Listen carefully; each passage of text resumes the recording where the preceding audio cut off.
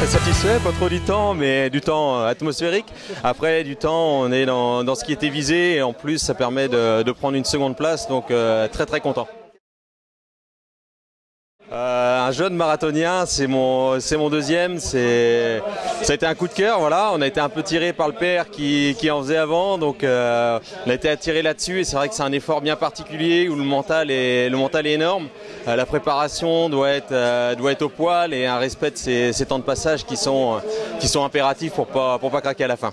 Ouais, il a un peu tout fait, mon père a un parcours un peu atypique, hein. Il s'est blessé au foot quand il avait 30 ans, après il s'est mis à la course à pied, il s'est pris de passion pour ça, lui qui était footeux comme pas possible. Il est parti sur la course à pied suite à une grosse blessure au pied, il est devenu ce qu'il est devenu, mais à force de travail, d'entraînement. Donc. Alors gamin de la course à pied, alors, ça va pas être très drôle, il va rire s'il voit ça. Je me souviens de vacances où on partait en montagne, où lui partait courir 3h30 pour se faire des globules rouges et nous on restait à la maison. Donc c'est vrai que c'était particulier. Après des bons moments où on s'entraînait ensemble, moi à vélo gamin, lui à courir. C'est comme tout, il est monté haut et quand on veut monter haut, ben, ça demande du temps et le temps c'est toujours à défaut de la famille. Voilà. Un jour tu es descendu du vélo et tu t'es mis à courir avec lui?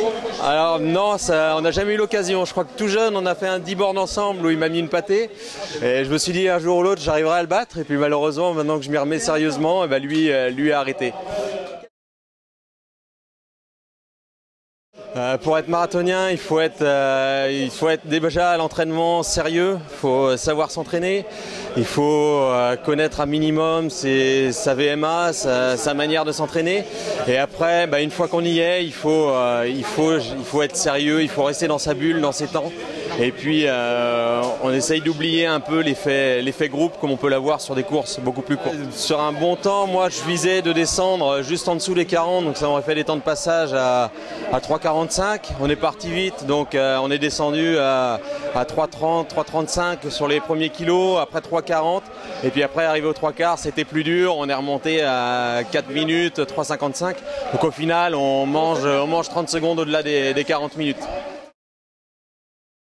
Je crois que c'est important dans les phases d'entraînement aussi, à un moment de se dire stop et puis de couper. C'est une grosse année, on a fait quand même le marathon qui clôture l'année. Avant il y a eu le Tour de Ruisse, donc un 50 bornes en étape.